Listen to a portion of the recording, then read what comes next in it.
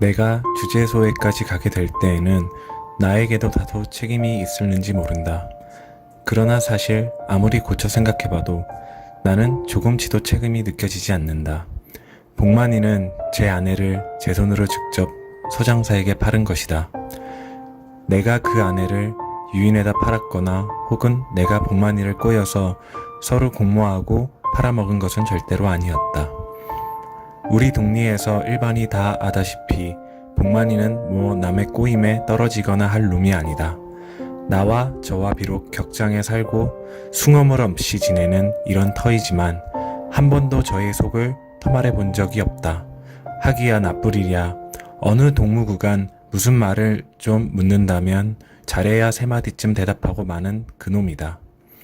이렇게 구차는 얼굴에 내 천자를 그리고 세상이 늘 마땅치 않은 그놈이다.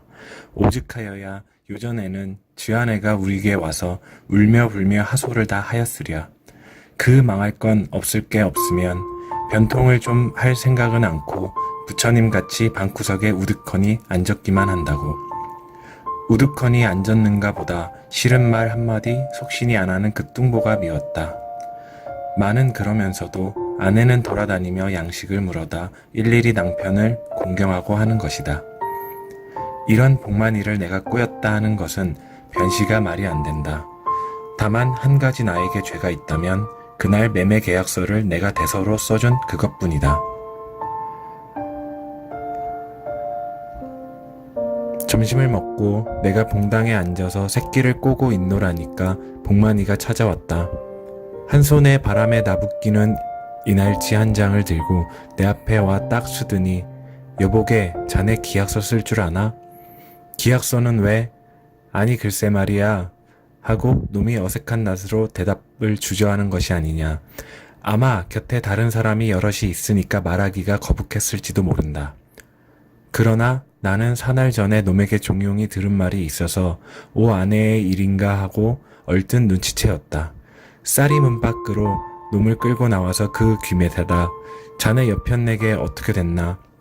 응, 놈이 단마디 이렇게만 대답하고는 두레두레한 눈을 굴리며 뭔 잠깐 생각을 하는 듯 하더니 저 물 건너 사는 소장사에게 팔기로 제 순내가 소개를 해서 지금 주막에 와 있는데 자꾸 내 계약서를 써야 한다고 그래.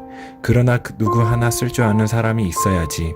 그래, 자네게 써가지고 올 테니 잠깐 기다리라고 하고 왔어. 자넨 학교 좀 다녔으니까 쓸 줄 알겠지? 그렇지만 우리 집에 먹이 있나 붓이 있나? 그럼 하여튼 나하고 같이 가세. 맑은 시내에 붉은 잎을 담그며 일저은 바람이 으르나리는 늦은 가을이다. 시들은 언덕우를 복만이는 묵묵히 걸었고 나는 팔짱을 끼고 그 뒤를 따랐다. 이때 적으나마 내가 제 친구니까 되든 안 되든 한번 말려보고도 싶었다. 다른 짓은 다 할지라도 영득이를 생각하며 아내만은 팔지 말라고 사실 말려보고 싶지 않은 것은 아니다. 그러나 내가 저를 먹여주지 못하는 이상 남의 일이라고 말하기 좋아 이러쿵 저러쿵 짓거리기도 어려운 일이다. 맞붙잡고 굶으니 아내는 다른 데 가서 잘 먹고 또 남편은 남편대로 그 돈으로 잘 먹고 이렇게 일이 필 수도 있지 않느냐. 복만의 뒤를 따라가며 나는 도리어 나의 걱정이 더 큰 것을 알았다. 기껏 한 해 농사를 지었다는 것이 털어서 쪼기고 보니까 나의 몫으로 겨우 벼 2말 가웃이 남았다. 물론 털어서 빚도 다 못 가린 복만이에게 되면 좀 날는지 모르지만 이걸로 우리 식구가 한겨울을 날 생각을 하니 눈없이 고대로 캄캄하다. 나도 올 겨울에는 금점이나 좀 해볼까? 그렇지 않으면 투전을 좀 배워서 노름판으로 쫓아다닐까? 그런 대로 미천이 들 터인데 돈은 없고 복만이같이 내 팔을 안 해도 없다. 우리 집에는 옆에 나라군 병들은 어머니밖에 없으나 나이도 늙었지만 우리 아버지가 있으니까 내 맘대로는 못하고 이런 생각에 잠기어 짜증나는 복만이더러 내 아내를 팔지 마라 어째라 할 여지가 없었다. 나도 일찍이 장가나 틀어두었으면 이럴 때 팔아먹을 걸 하고 부지러운 후회뿐으로 큰 길을 빠져나와서 그럼 자네 먼저 갈게. 내 먹붓을 빌려가지고 곧 갈게. 벼루석건 있어야 할걸. 나 혼자 밤나무 밑 술집을 터덜터덜 찾아갔다. 닭의 똥들이 한산히 늘려놓은 뒷마루로 조심스리 올라왔으며 소장사란 놈이 대체 어떻게 생긴 놈인가 하고 퍽 궁금하였다. 소도 사고 계집도 사고 이럴 때에는 필연 돈도 상당히 많은 놈이리라. 지게문을 열고 들었으니 첫대 눈에 띈 것이 반풀이 지도록 살이 디룩디룩한 그리고 험상궂게 생긴 한 애꾸눈이다. 이놈이 아랫목에 술상을 놓고 앉아서 냉수 마신 상으로 나를 쓱 쳐다보는 것이다.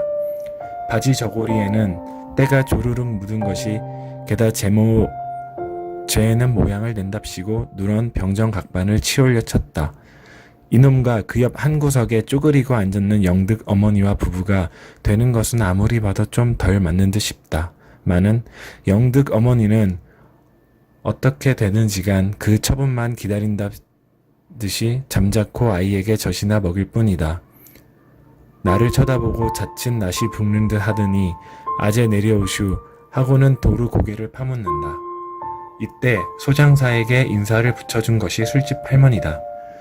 사흘이 모자라서 여호가 못된 나만치 수단이 능글차서 둘이 인사하게 이게 내 먼 촌 조카인데 소장사고 돈 잘 쓰고 하다가 뼈만 남은 손으로 내 등을 투덕이며 이 사람이 아까 그 기약서 잘 쓴다는 재봉이야. 저 니댁인지 우리 인사합시다. 이 사람을 물 건너 사는 황거풍이라 부루. 이놈이 바로 우자스럽게 큰 소리로 인사를 거는 것이다. 나도 저붙지 않게 떡 버태고 앉아서 이 사람은 하고 이름을 댔다. 우라버지도 10년 전에는 땅마직이나 조히 있었단 것을 명백히 일러주니 그건 안 듣고 하는 수작이 기약서를 써달라고 불렀는데 수그러우나 하나 잘 써주기요. 망할 자식이 이건 아주 딴소리다. 내가 친구 복만이를 위해서 왔지. 그래 옛간놈의 명령에 왔다 갔다 할 겐가. 이 자식 무척 시큰둥하구나 생각하고 낯을 찌푸려 못 올렸으나 우선 한잔하기요. 하면은 두 손으로 얼른 안 받지 못할 노릇이었다. 복만이가 그 웃음 익은 얼굴로 시근거리며 달겨들 때에는 벌써 나는 석전이나 얻어먹었다. 얼근한 손에 다모질라진 붓을 잡고 소장사의 요구대로 그려놓았다. 매매계약서. 1금 50원 아랴. 우금은 내 아내 대금으로서 정의 영수합니다. 갑술년 10월 20일. 조복만. 황거풍. 여기에 복만이의 지장을 찍어주니까 어디 한번 읽어보고 한다. 그리고 한참 나를 의심스레 바라보며 뭘 생각하더니 그겨면 고만 이유. 만일 내 중에 조상이 돈을 해가지고 와서 물러달라면 어떡거우 하고 눈이 둥글해서 나를 책망하는 것이다. 이놈이 소장에서 하던 버릇을 여기서 하는 것이 아닌가 하도 어이가 없어서 나도 벙벙이 쳐다보았으나 옆에서 복만이가 그대로 써주라 하니까 어떠한 일이 있더라도 내 아내는 물러달라지 않기로 맹세합니다. 그제서야 조끼 단축 근육에 골문 쌈짓끈으로 목을 매달린 커다란 지갑이 비로소 움직인다. 1원짜리 때묻은 지전 뭉치를 꺼내 들으니 손가락에 연실 침을 발라가며 앞으로 세어보고 뒤로 세어보고 그리고 이번에는 거꾸로 들고 또 침을 발라가며 공손히 세어본다.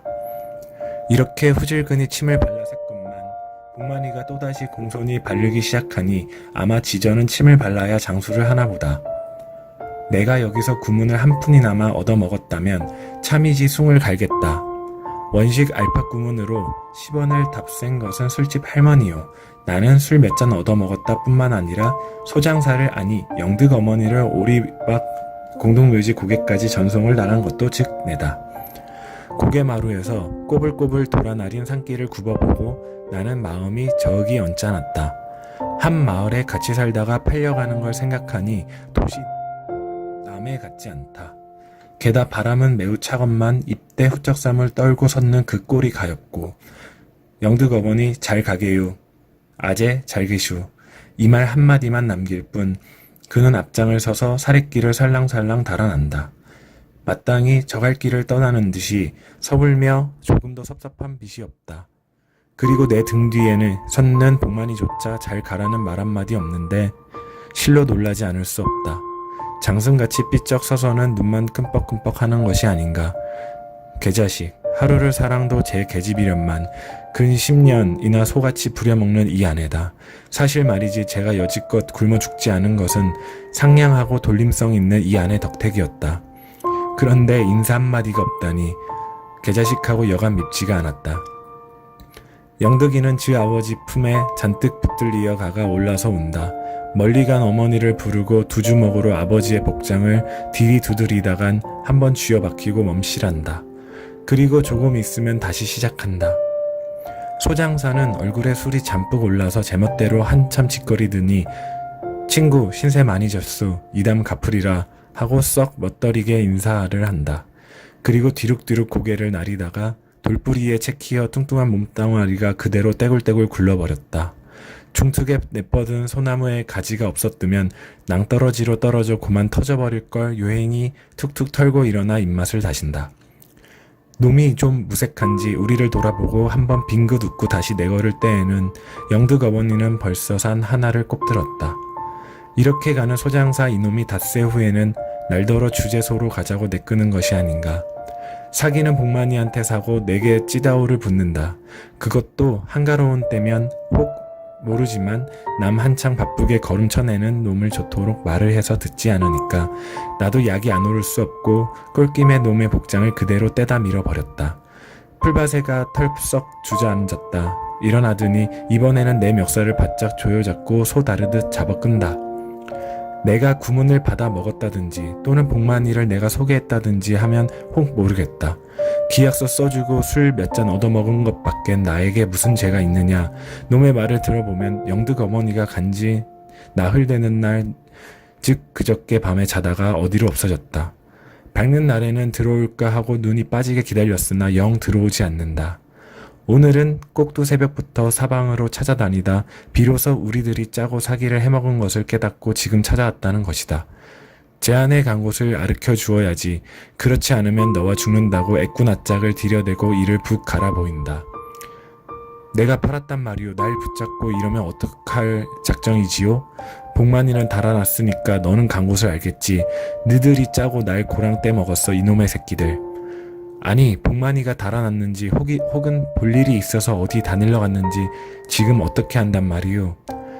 말 마라. 술집 아주머니에게 다 들었다. 또 쑥이려고 요 자식. 그리고 나를 논둑에다 한번 매다 꼰자서는 흙도 털새 없이 다시 끌고 간다. 술집 아주머니가 복만이 간 곳은 내가 알겠으니 가보라 했다나 구문 먹은 걸 돌라놓기가 아까워서 제 책임을 내게로 떠민 것이 분명하다. 이렇게 되면 소장사 듣기에는 내가 마치 복만이를 꼬여서 아내를 팔게 하고 그 뒤로 은근히 구문을 뗀 폭이 되고 만다. 하기는 복만이도 그 아내가 없어졌다는 날 그저께 어디로인지 없어졌다. 짜정 도망을 갔는지 혹은 볼 일이 있어서 일갓집 같은 데 다닐러 갔는지 그건 자세히 모른다. 그러나 동리를 돌아다니며 아내가 꾸어온 양식, 돈푼 이런 자질해한 빈량을 다 돈으로 갚아준 그다. 달아나기에 충분할 아무 죄도 그는 갖지 않았다. 영득이가 밤마다 엄마를 부르며 악장을 치더니 복이 딱하여 즉 큰 집으로 맡기러 갔는지도 모른다. 복만이가 저녁에 우리 집에 왔을 때에는 어서 먹었는지 술이 거나하게 취했다.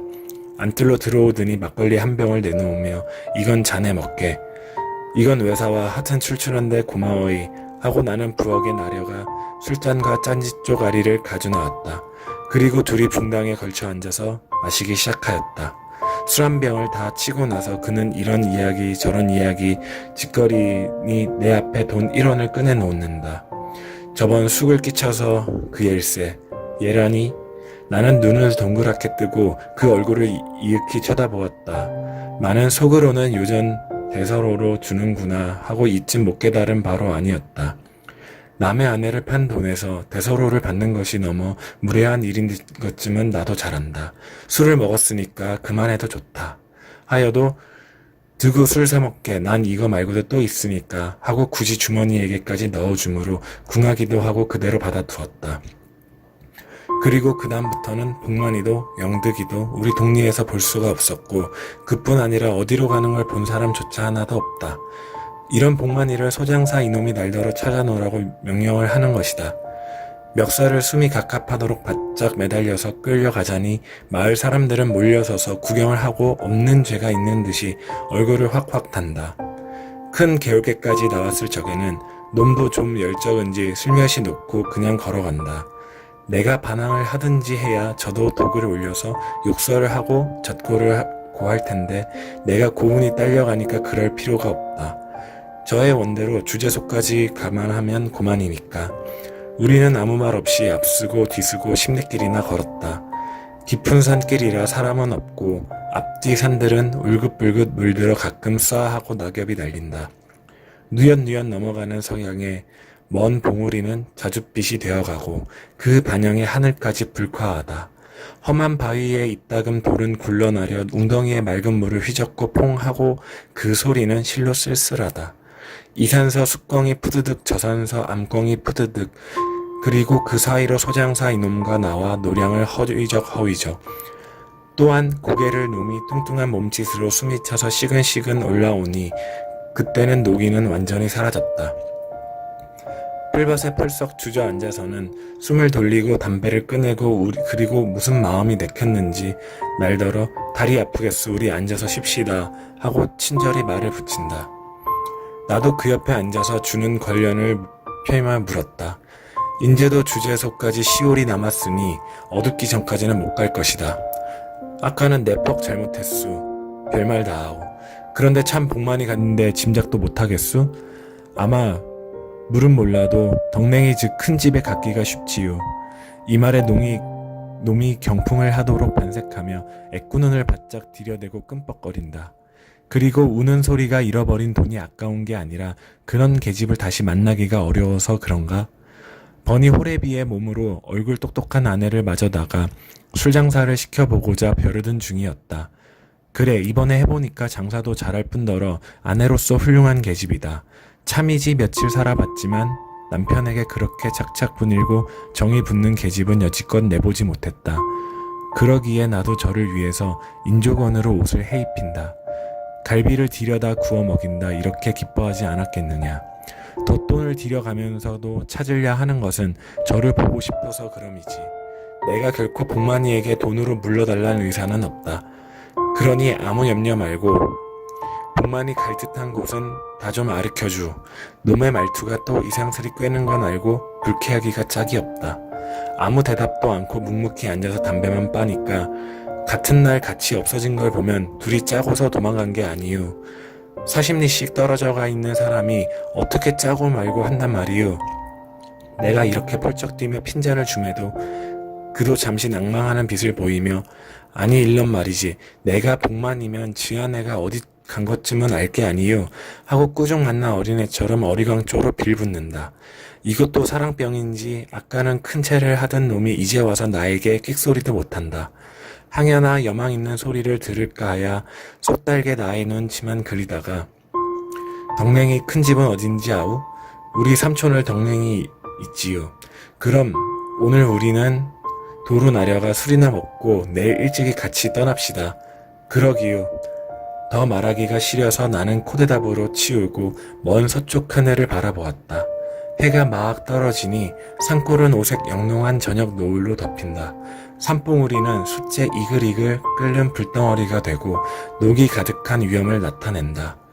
그리고 나득이 들러드니 우리 머리 위에 지는 낙엽소리. 소장사는 쭈그리고 눈을 감고 앉았는 양이 내일의 계획을 세우는 모양이다. 많은 남은 아무리 생각하여도 복만이는 덕냉이 즉 큰 집에 있을 것 같지 않다.